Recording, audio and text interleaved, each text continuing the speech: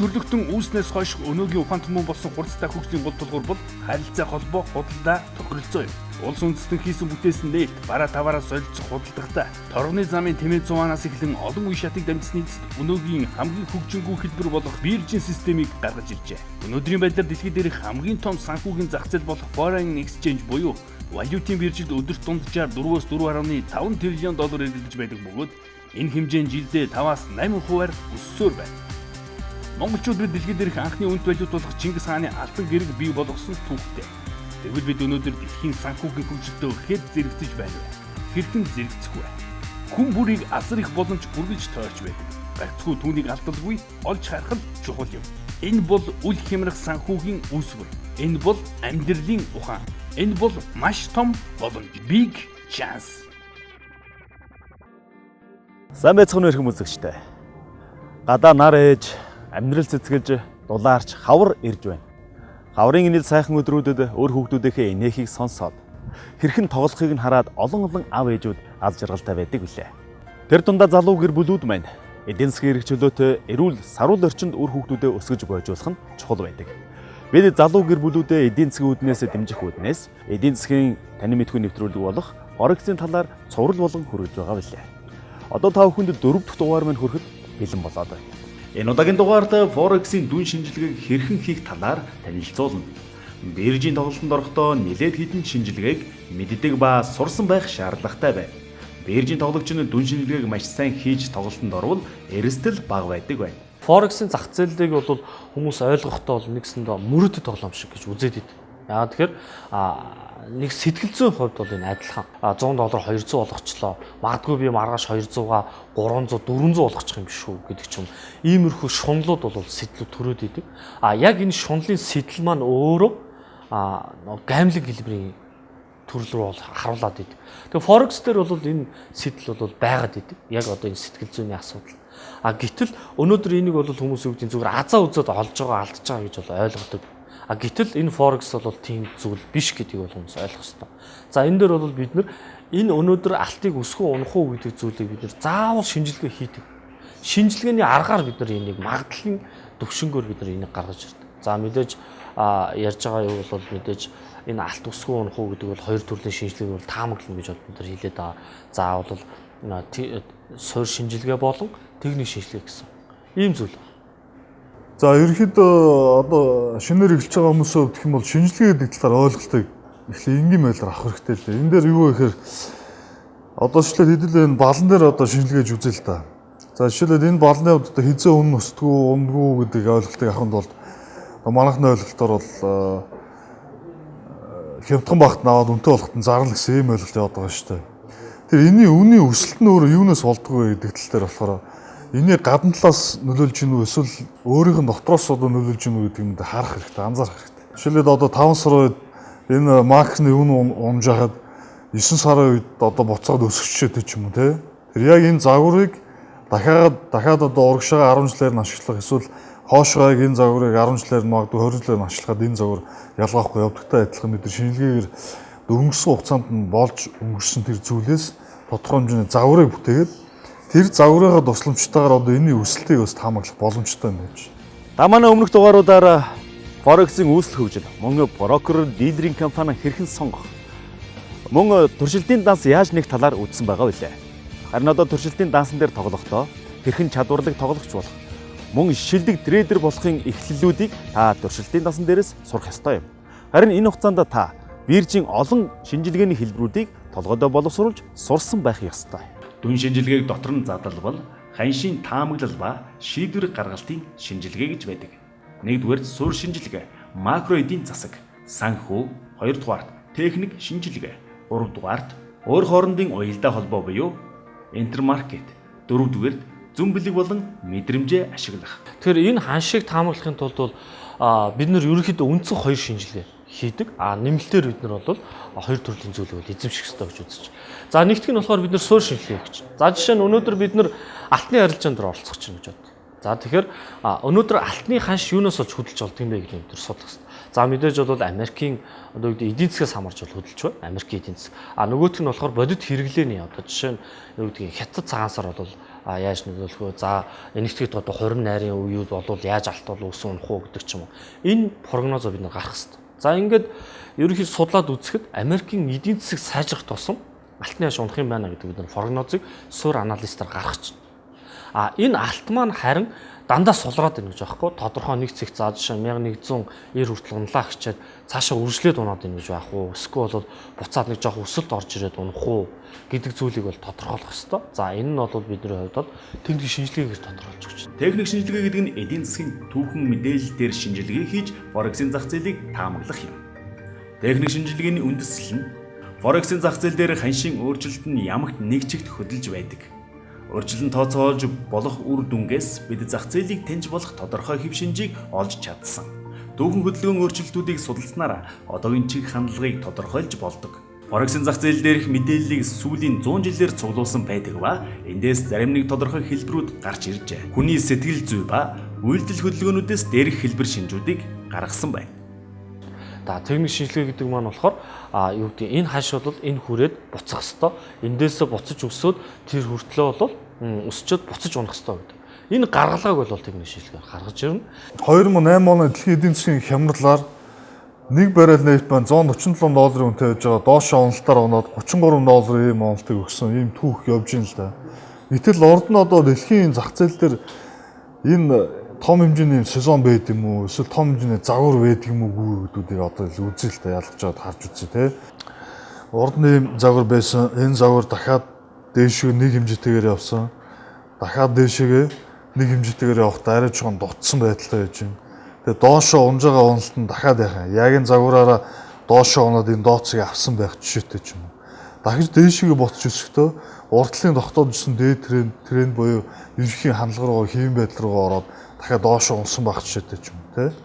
Тэгвэл одоо өнөөдөр бол түүхийн нефт бол нэг баррел нь өчтөрийн ханшаар бол $56 хүрсэн байж байгаа. Тэгэхээр энэ ханш маань дахиад дооцыг нь мөн биш үү гэдэг бид нар урд нь өвдсөн зүйлээр ингээд загварчлаа харж боломжтой. Тэгэхээр одоо энэ дээр дахиад дооцыг хатгаад дээш явцсан байх шүү. Өөрөөр хэлбэл яг урд нь явжсэн энэ хандлага гэдэг маань дэлхийн зах зээл маань тодорхой хэмжээний өсөлт, тодорхой хэмжээний хөөмийн одоо үржих гэдэг гэж тайлбарлах юм аа. Тэрийг шалтгаалаад тодорхой хэмжээний эрэлтүүд нь тодорхой дүнгээр өсөж, тодорхой дүнгээр буурж идэг. Тэр одоо гинтхэн одоо дэлхийн хөөм 7 тэрбум байжгаад 8 тэрбум болоо гинт 10 тэрбум болно гэж байхгүй шүү дээ. Тодорхой хэмжээний ийм цикл, тодорхой хэмжээний ийм загварыг бүтээж тэрээр одоо эрэлтэн ч гэсэн тодорхой хэмжээний жигд байдлаар ихсдэг учраас бид нар ийм том хэмжээний ийм циклүүдийг явах боломжтой юм ба эсвэл тэр циклүүд нь ямар хэмжээтэйгээр авах боломжтой гэдэг ингэж өнгөрсөн хугацаанаас нь загварыг бүтээж тэрүүгээр ашиглаж ингэж хийгддэг. Ерөнхийдөө бол одоо шинжилгээний хувьд гэх юм бол 18,030 ийм төрлийн шинжилгээ байна л да. Төрөл бүрийн индикаторууд байж гэн сарын дундаж өсөлт уналтаас нь шалтгаалаад эсвэл одоо 3 сарын доод үнээр ирсэн байна. Эсвэл өчигдрийн доод ханшийг доош сэтэлсэн байна гэх мэтчлэн ийм баримжаа авагдаж урд нь юу болсон бэ гэдэг энэ загваруудыг ашигласнаар бол том хэмжээний ийм хөдөлгөөнийг гаргах, жижиг хэмжээний хөдөлгөөнийг гаргах хүртэл одоо тооцоолгын боломжийг бүрдэж одоо хийгддэг ийм номтой юм байж байгаа. За гурав дахь нь болохоор өөр хоорондын уялдаа холбоо буюу бид нар энийг болохоор зах зээл хоорондын шинжилгээ гэж нэрлэдэг. Америкийн эдийн засаг сайн байхад за дэлхийн эдийн засаг яаж нөлөөлж байгаа. За үүн дотроо хятадын эдийн засгийн өсөлт яаж нөлөөлж болох вэ? За Арабын ертөнцийн энэ дайн байлдааны асуудал бол яаж вэ? За энэ Иракийн хоргийн асуудал яаж нөлөөлж болох вэ? Энэ асуудлыг бол судалж хамаарлыг гаргаж ирдэг судал юм лөө. Өөр хоорондын уялдаа холбоо буюу зах зээл хоорондын шинжилгээ гэж нэрлэдэг. За энэ дээр дараагийнх нь болохоор бид нэр зүн биелэг мэдрэмж гэж ярьж байгаа. За энийг юу гэж нэрлэдэг вэ гэхээр бид нэр туршлага гэж хэлдэг.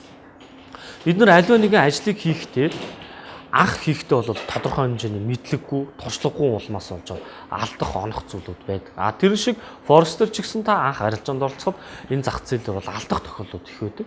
Тэгээ мэдээж энэ дээр алдаж онж үзчихэж энэ туршлагыг бол буюу за энд бол дотоод биеийг өөрийг бол хөгжүүлэх хэрэгтэй гэж байна. За энийг хөгжүүлсний дараагаар танд одоо юу гэдэг өөрийн гэсэн чадамж суу. Энэ дөрвөн дамжлагыг одоо юу гэдэг явж дуусны дараагаар бол зах зээлээр оролцох боломжтой болно.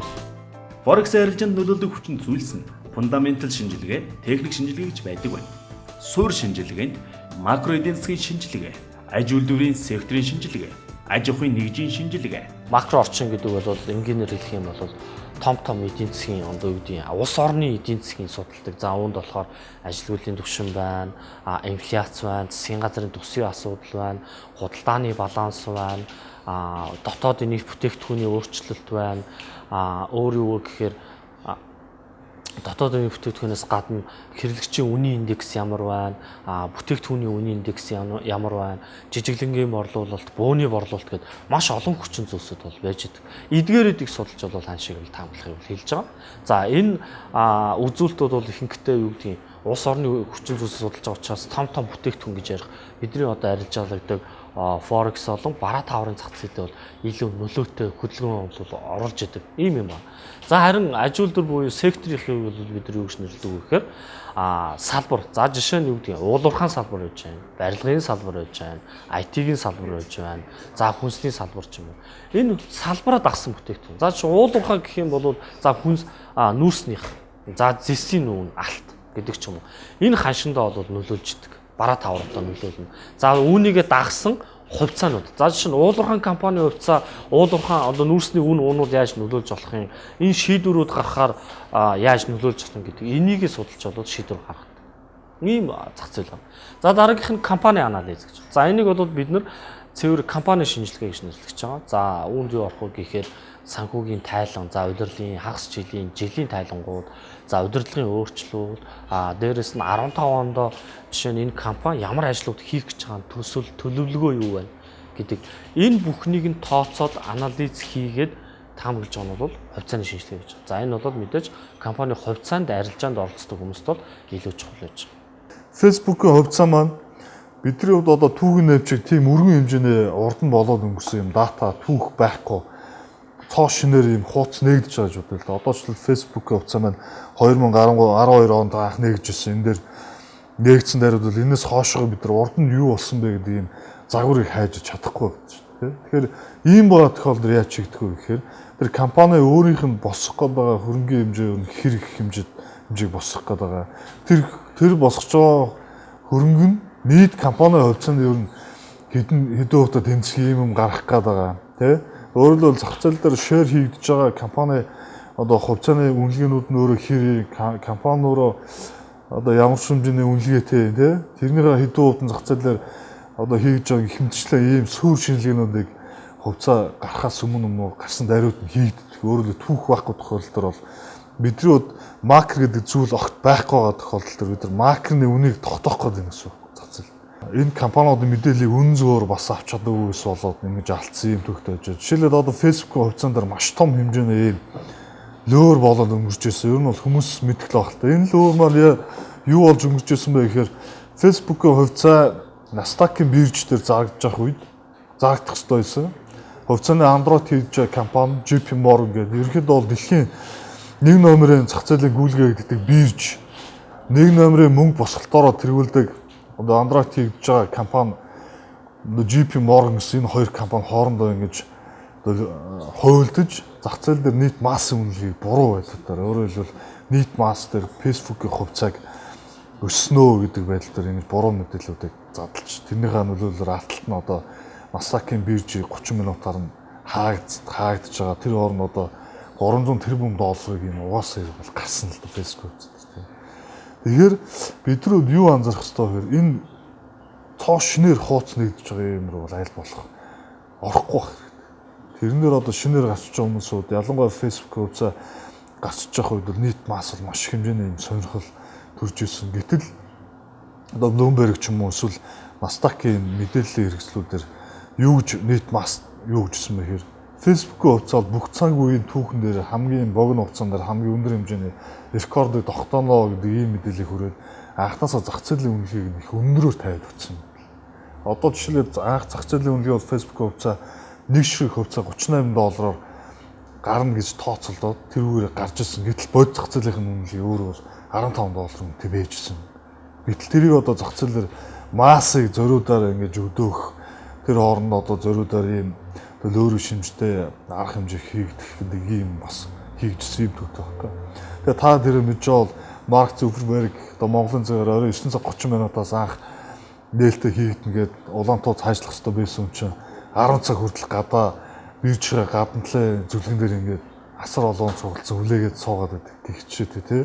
Тэр орны том хэмжээний юмнууд болоод үүсэхдээ энийг бол хуулийн байгууллагууд нь бас тодорхой хэмжээний арга хэмжээ аваад том хэмжээний хувьцаа эзэмшигч том хэмжээний хэж сангуудыг төлбөрийг нь боцсон хүн барагдуулсан л та.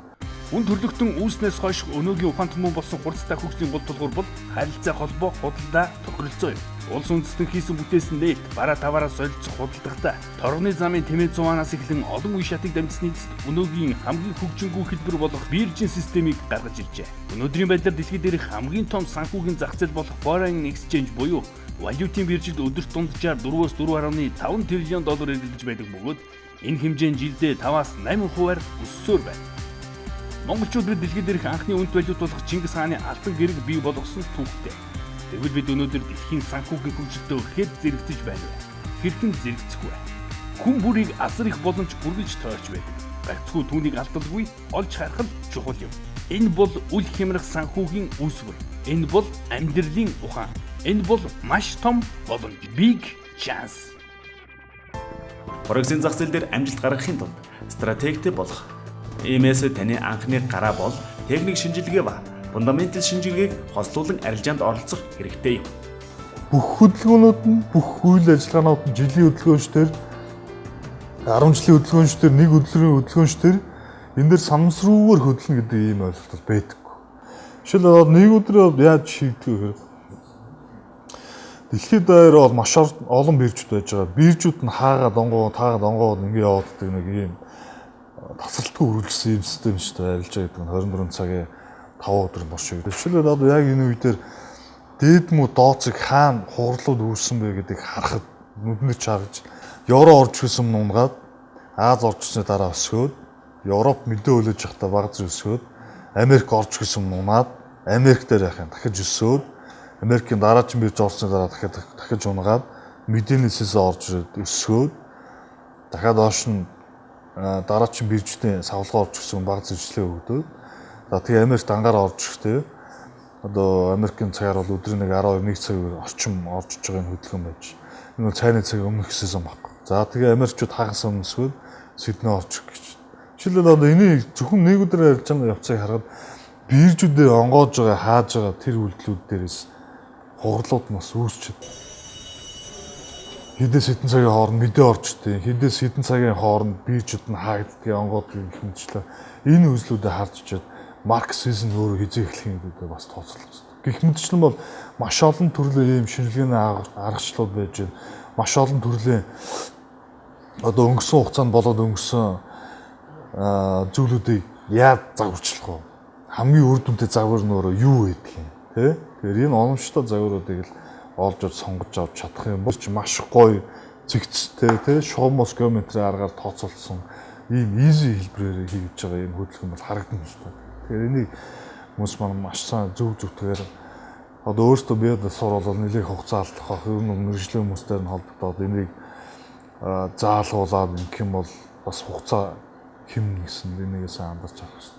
Дэлхийн санхүүгийн зах дээр AvaTrade-тэй цуг хөл тавьснаар та дэлхийн Монголын ханаас AvaTrade-ийг ашиглаж 7 хоногийн 5 өдөр 24 цагийн турш алт, нефт, валют, хувьцаа, бараа таврын арилжааг өөрийн сүүлийн үеийн ухаалаг утас, ноутбук, компьютер ашиглан арилжаанд оролцсон ханшийн зүрхнээс ашиг олоорой. Дээр нь таны дансанд нээсэн мөнгөн нүгээс хамаарч 10,000 доллар хүртэлх бодит мөнгөн бонус олох болно. Яг одоо бидэнтэй холбоо. Таны найдвартай худалдааны түнш AvaTrade. Форексд орж ирж байгаа болон форексийг сонирхогч танд форексийн талаарх бүх мэдлэг мэдээлэл мөн биржийн шинжилгээнүүдийн хэлбэрийн талаарх хичээлүүдийг форексийн Монгол дахь аль биесийн төлөөлөгчийн газар та бүхэнд өн төлбөргүйгээр өгч байна. Форексийн суурь 4 шинжилгээ байдаг. Үүнд 1-дүгээрт дэлхийн эдийн засгийг шинжлэх, 2-дугаарт улс орны эдийн засгийг шинжлэх, 3-дугаарт салбарын гүйцэтгэлийг шинжлэх, мөн 4-дүгээрт компани шинжилгээ байдаг байна. За жишээлхэд одоо дэлхийн эдийн засгийн байгалийн үзэгдэл, аюулт үзэгдлүүд яаж нөлөөлдөг вэ гэдэг юм шиг бодит байдал дээр нараа л да. 2011 оны 3 сарын 13-нд Японд одоо маш том хүчтэй цунами болсон газар хөдлөлтөөс үүсэлтэйгээр Тэр энэ цунамигийн үед яг бирж дээр юу болчихсон бэ гэхээр зөвхөн энгийн хүмүүсийн ойлголтоор бол энийг ингэж бодож байгаа байхгүй. Япон руу маш ихэмжээний далайн төрлөг орж ирээд маш ихэмжээний хохирол учруулад орж ирэхэд Японы йен маань хүчтэйгээр сулган гэсэн ийм таамаглалыг бол тухайд маш олон хүмүүс гаргаж ирсэн л та. Тэгэхээр энэ дээр бол өөрөө суур хүчин зүйл нь өөрөө юу вэ гэдэг хүмүүс мэдэхгүй болмоос ийм дүгнэлт төрчихөж байгаа байхгүй. Тэгэхээр одоо график дээр харъя л да. 2011 оны 3 сарын 12 дээр 13-нд Японы цунами болж байгаа энэ үзэгдэл дээр одоо энэ дээр харагдаж байна. Энэ доошо маш том хэмжээний ийм уналтыг гаргаж иж байгаа юм байгаа байхгүй. Тэгэхээр энэ уналт маань өөрөө юу вэ гэхээр доллар йентэй харьцаж байгаараа йен маань маш их хэмжээгээр чангарч байгаа ийм үзэгдэл орж иж байна л да. Доллартай харьцаж байгаа хацаар чангарч байгаа. Доллар өөрөөр Японд йентэй харьцаж байгаа аншаар бол унж байгаа ийм үзэгдэл болж маш том ийм уналтыг хийгдсэн байгаа байхгүй. Тэгээ энэ үдээр яагаад йен унсан бэ гэхээр одоо хүмүүс бол йенийг бол сулрнаа гэж тооцоол гарч байгаа бодит байдал дээр бол йен бол маш хүчтэйгээр могцсон мөчөд чангарч байгаа. Энэ юутай холбож байгаа гэхээр Японы бүх хүмүүс, бүх машин, бүх барилга, бүх компаниуд бүгдөө даатгалтай ажилладаг. Даатгалын бүх компаниуд нь давхар даатгалтай ажилладаг. Олон улсын даатгалаар хийгдсэн байждаг. Тэр энэ үедэр нөхөн олгороор хэн үүсэхгүй гэхээр засгийн газар бол нөхөн олгороо бол баг хийдэггүй гэхэд бол болно Японд дэр.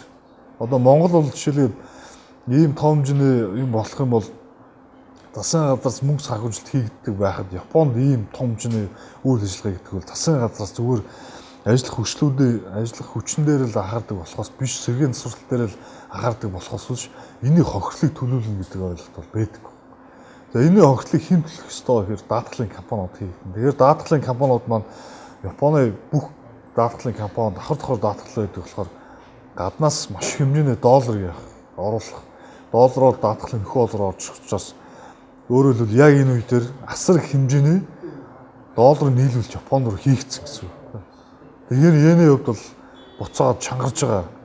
Доллар бол йентэй харьцаж байгаа аншаараа бол яг тухайн үед бол $1 маань $80-тай тэнцэжсэн бол ерөөсөө $84 тэнцэжсэн бол цунами боллоо. Доош уналтаар $1 $75 тэнцэж байгаа чинь. Ийм унжин тий йен харьцан унаад буцаад йен өөрөө чангарч байгаа юм үзэлт болж байгаа чинь.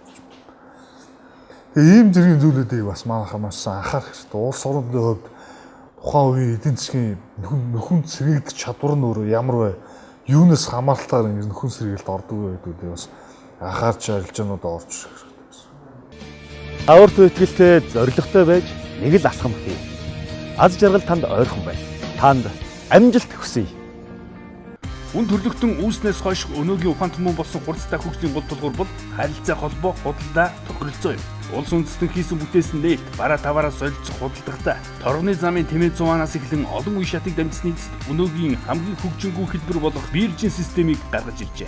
Өнөөдрийн байдлаар дэлхийд дээрх хамгийн том санхүүгийн зах зээл болох Foreign Exchange буюу валютын биржилд өдөрт дунджаар 4-өөс 4.5 тэрлион доллар эргэлдэж байдаг бөгөөд энэ хэмжээ нь жилдээ 5-8%-аар өссөөр байна. Монголчууд бид дэлхийд дээрх анхны үнэт валют болох Чингис хааны алтан гэрэг бий болгосон түүхтэй. Тэгвэл бид өнөөдөр дэлхийн санхүүгийн хөгжилтөд хэд зэрэгцэж байна вэ? Хэрхэн зэрэгцэх вэ? Хүн бүрийг асар их боломж үргэлж тойрч байдаг. Гагцхүү түүнийг алдалгүй олж харах нь чухал юм. Энэ бол үл хямрах санхүүгийн үүсвэр. Энэ бол амьдралын ухаан. Энэ бол маш том боломж. Big chance.